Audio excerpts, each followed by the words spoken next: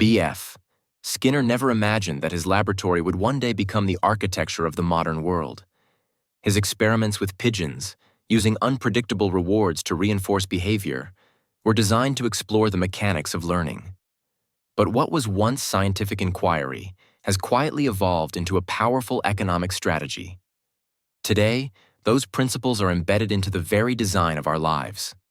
Scroll through social media and you'll notice you don't receive likes, comments, or notifications at regular intervals. They arrive sporadically, creating an addictive feedback loop. This is not coincidence. It's operant conditioning at scale. The modern millionaire does not simply offer value. He engineers habit. Platforms, apps, and environments are now structured like Skinner boxes, built to reward our behavior just enough to keep us coming back. It's not about reason or choice anymore. It's about programmed instinct. And in this equation, attention is the commodity, and behavior is the currency. While we believe we're navigating freely through a digital landscape, we are, in truth, following breadcrumbs left by someone else. The same logic that trained animals to press levers for food is now being used to train humans to chase notifications, discounts, and meaningless validations. Through reward systems, social cues, and psychological traps, corporations and digital moguls manipulate time, emotion, and attention. One of the most insidious tools is the cultivation of FOMO, the fear of missing out. Every limited offer, every flashing countdown clock, every strategically timed email is a calculated push against your autonomy. You're not choosing to act, you're reacting. The psychology is not new. Skinner laid the groundwork decades ago, but its application is now terrifyingly precise. The richest figures of our era aren't selling products, they're selling manufactured urgency. They profit not by what you buy, but by how predictably you behave. It's not that you're weak-willed, you're being conditioned. And like any well-trained subject, you respond as expected, quickly, emotionally, and without reflection. The system doesn't just anticipate your next move, it programs it. When this conditioning becomes the norm, what happens to the mind that lives inside it? Over time, a person who is continuously exposed to engineered stimuli begins to lose connection with internal drives. The distinction between desire and compulsion blurs. We think we want something, but that want was never ours to begin with. It was planted, watered, and harvested by systems designed to feed off our impulses. Psychological autonomy fades. In its place, emotional dependency grows, and that dependency is profitable. The more we are conditioned to seek validation, the more predictable we become. The more predictable we are, the easier it is to sell us things, products, ideas, identities. This is the silent violence of behavioral economics. It doesn't scream, it whispers, nudges, and rewards. But its effects are deep. Over time, we begin to feel restless without stimulus, anxious without response, and lost without the structure imposed by algorithms. The inner life begins to collapse, slowly and quietly, under the weight of invisible controls. And so we reach a fundamental question. Are we truly free in the choices we make? Or are we responding to a psychological choreography we never agreed to dance? The sound of a notification, the red icon, the small reward.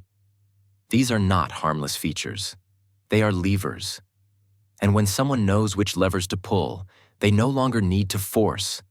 They only need to trigger. In Skinner's world, behavior was shaped by the environment. In our world, the environment is designed to shape behavior. The modern millionaire understands this. He doesn't need to predict your actions. He needs only to design the context in which your actions unfold. And within that context, you'll do exactly what you were conditioned to do. This isn't a conspiracy theory. It's behavioral science, applied at industrial scale. The real question is not whether you're being manipulated. The question is whether you still recognize it when it happens. Because once the conditioning becomes familiar, we stop noticing the cage. Bernays didn't just study public opinion, he sculpted it.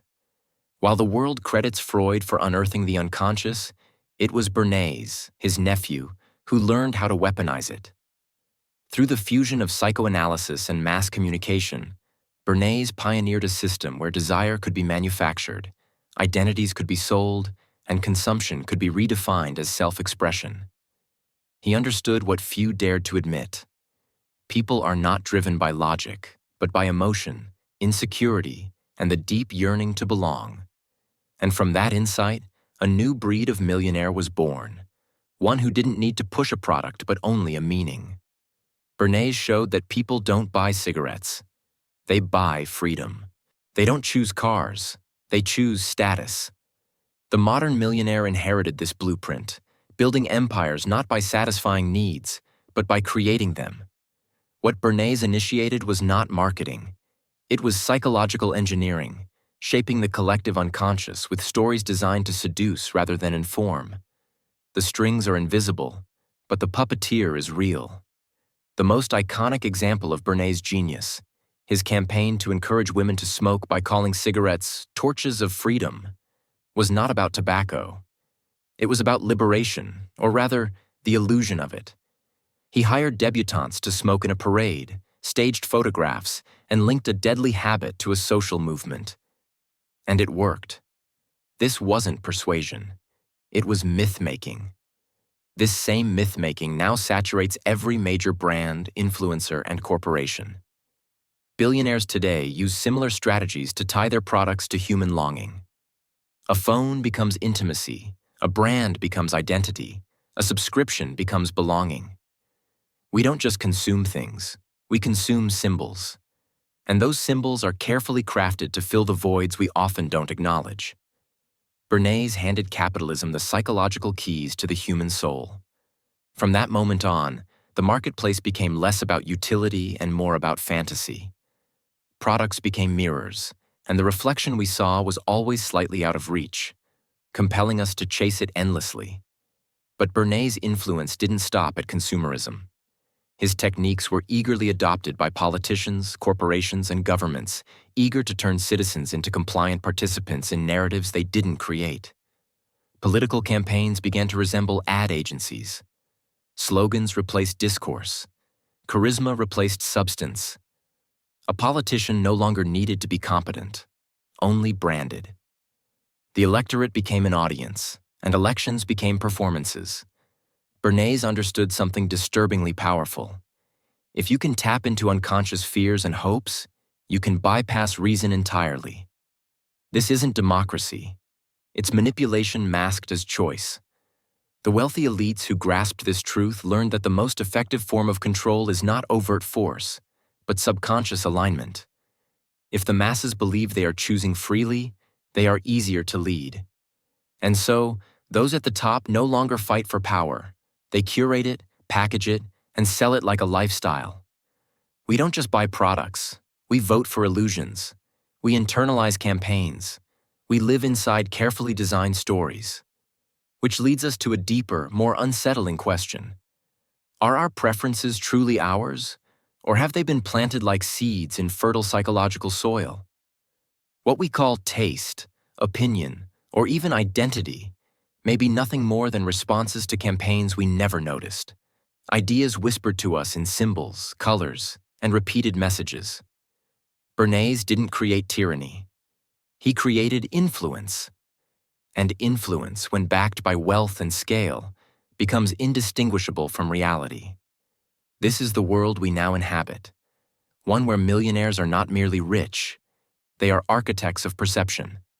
They do not sell, they shape. And in this landscape, your desires may not be signs of freedom, but symptoms of design. To reclaim autonomy, one must begin by asking not just what we want, but why we want it. Who planted the desire? Who benefits from it?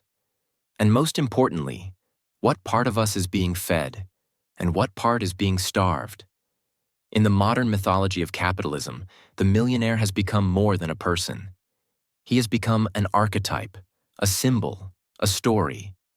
Carl Jung's theories help us peel back the layers of this myth and reveal the unconscious forces that shape it. In Jungian terms, The self is never a flat surface. It is a landscape filled with symbols, dreams, and shadows. And the archetype of the self-made millionaire plays directly into this unconscious realm. He is cast as the hero who conquered adversity, the magician who manifested wealth, the sovereign who controls his fate. Society elevates these figures not for who they are, but for what they represent: power, autonomy, transformation. And yet, Jung reminds us that every archetype casts a shadow, a hidden counterpart containing the repressed, the denied, and the dangerous. The millionaire's light, his brilliance, charisma, and confidence is inseparable from his shadow. Greed, fear of vulnerability, emotional isolation. The world praises his success, but often ignores the psychological price he pays and the toll his story extracts from the collective psyche. This archetypal image is not just projected outward, it is internalized. We begin to measure our worth against this myth, chasing wealth not as a practical goal, but as a symbol of personal completion. It's not enough to live well. We must be admired, envied, successful. Brands, social media personas, and motivational empires exploit this hunger for mythic relevance. And so, a dangerous shift occurs. Our journey towards self-realization becomes hijacked by an external image. Jung warned that when we identify too strongly with an archetype, we risk inflation, a loss of inner balance, where the ego swells and mistakes itself for the whole. The millionaire who believes himself a hero may lose touch with his humanity, and the follower who idolizes him may lose touch with his own path. We become actors in someone else's script, pursuing success not as soul work, but as social performance. And in that performance, our true self often goes unnoticed, or worse, unlived. Jung's concept of the collective unconscious is crucial here. The millionaire archetype is not merely an individual fantasy. It is embedded in our culture's deepest structures. From childhood, we are shown stories of men who make it, who rise, conquer, dominate. These stories are less about economics and more about meaning. They teach us how to value ourselves and others. They tell us what matters and what doesn't. In this myth, failure is shameful, vulnerability is weakness, and wealth is proof of virtue. But in reality, this narrative often distances us from our authentic needs. We begin to desire not what nourishes us, but what reflects cultural approval. We internalize ideals that fracture us, always working, always comparing, never resting. The shadow grows, and when it's ignored, it erupts. In burnout, in existential dread, in the quiet despair of those who have everything and yet feel nothing. The richest among us often find themselves haunted not by poverty, but by emptiness. Because when success becomes a mask, the soul suffocates beneath it. Jung would ask us to turn inward, to confront the shadow instead of fleeing it, to ask, what part of myself am I abandoning in pursuit of this image? What wounds am I hiding beneath ambition? The true danger is not in wealth itself, but in the refusal to examine what it conceals. A culture obsessed with the millionaire archetype creates citizens who chase gold but ignore meaning. We are taught to mine the world, but not the soul. And so, we remain psychologically poor, wealthy in objects, bankrupt in purpose. Jung's final provocation is not a rejection of success, but a redefinition of it. True individuation, the integration of all parts of the self, requires that we face the shadow, embrace humility, and reconnect with the inner compass we were born with. Because in the end, the tragedy is not that some lose the race for wealth, it's that many win it, only to discover they've become strangers to themselves. To pursue only external gold is to risk forfeiting the inner treasure. Herbert Marcuse introduced a radical critique that still echoes uncomfortably in our hyper-commercialized world. The idea that capitalism no longer merely satisfies needs, it manufactures them. In One-Dimensional Man, He argues that consumer society engineers a reality where individuals no longer distinguish between what is truly necessary and what has been constructed as a necessity. And in this engineered confusion, profit thrives. The millionaire of the modern era understands this at an instinctual level. He doesn't merely identify what people want, he shapes it. Desire becomes data, and from that data, a new demand is created. What Marcuse called false needs are the lifeblood of contemporary capitalism.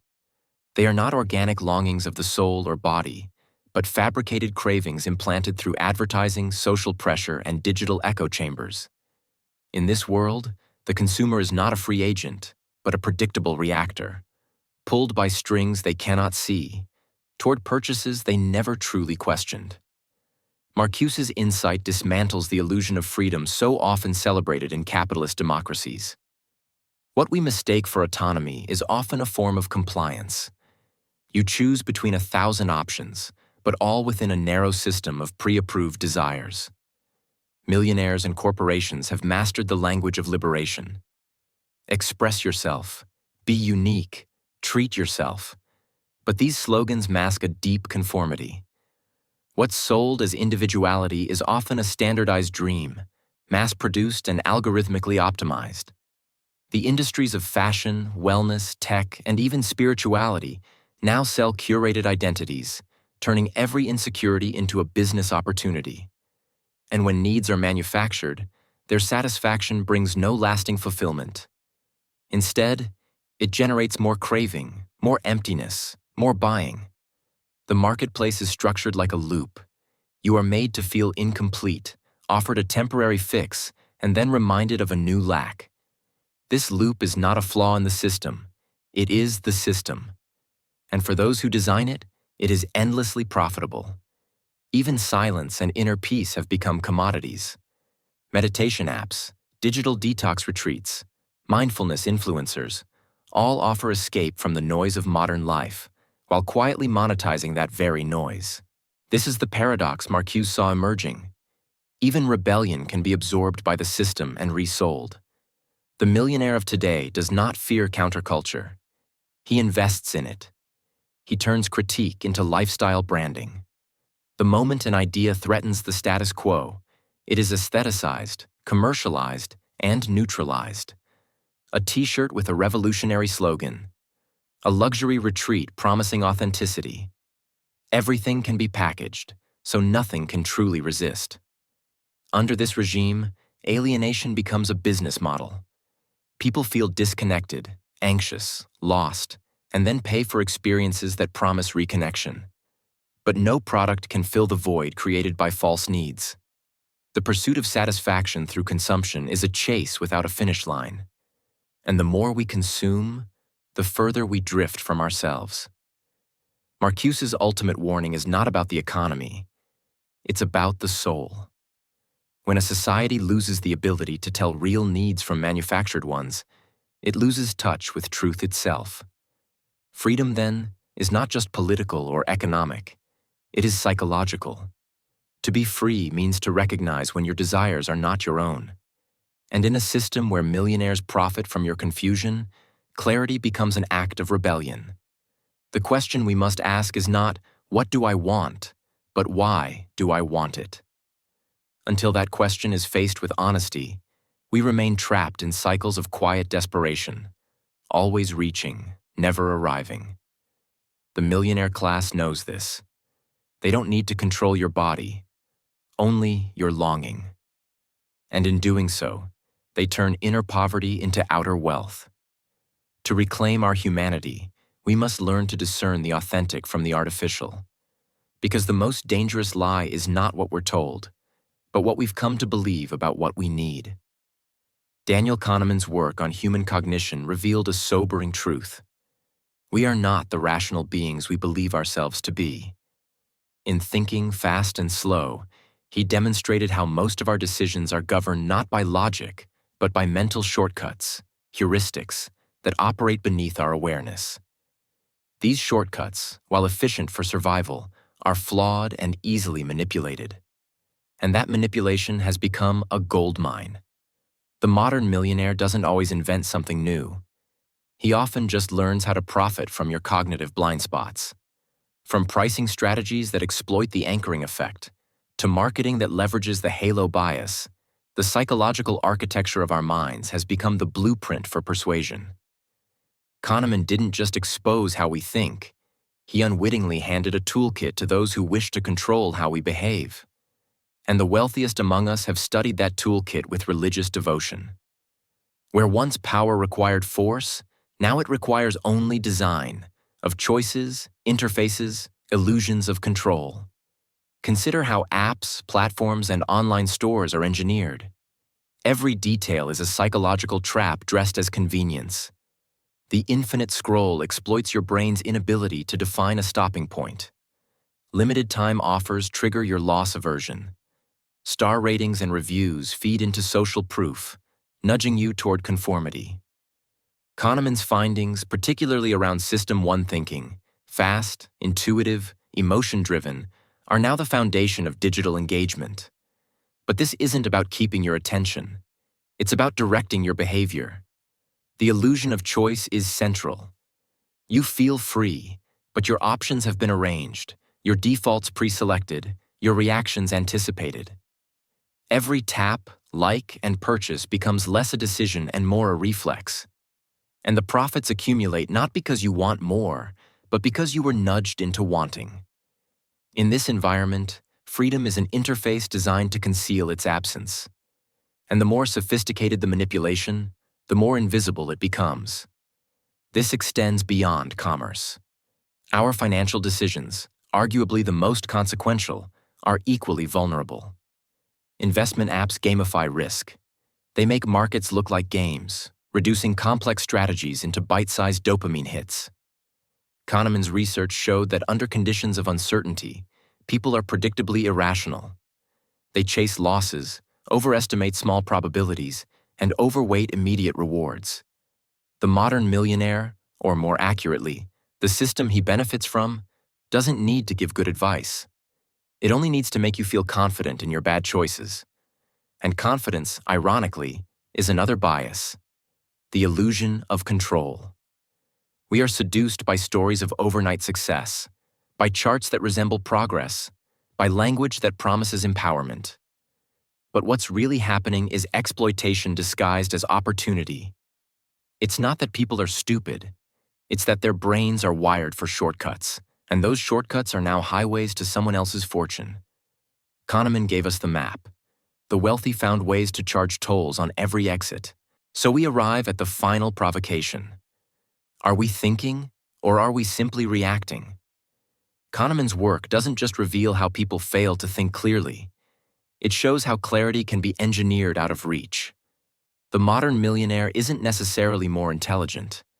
He is simply more informed about your mental blind spots.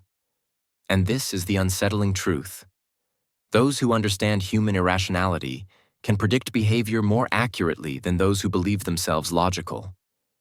In a world driven by algorithms and behavior prediction, your future is not written in stars. It's written in data points. Your biases are not just vulnerabilities, they're currencies. To resist this subtle domination, one must engage in deliberate, uncomfortable thought. Real thinking.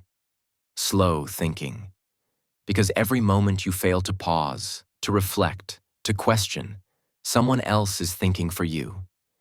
And that someone is likely getting rich in the process. In the end, perhaps the most unsettling truth isn't just that psychology has been weaponized for profit, but that we welcomed it. We traded introspection for instant gratification. We let algorithms interpret our desires. We let brands speak for our identity. And we called it freedom. But freedom without awareness is just a more elegant form of control. The millionaires we admire or envy are not always inventors of value. Many are just students of human nature. They study what makes us click, doubt, fear, crave. They turn flaws into funnels, insecurities into industries. And while they build empires on top of our unconscious, we call it genius. But real genius, the kind that liberates, doesn't manipulate the mind, it understands it. So the question that remains is not how they got rich. That story is told 1,000 ways. The real question is, at what cost? Not to them, to us. Because if you never learned to look beneath your desires, if you never questioned who taught you what to want, if you never noticed the hands shaping your choices, then maybe the wealth they built wasn't just measured in money. Maybe the real treasure was your attention, your longing, your silence. And maybe the only way out is to start thinking where others hope you never will.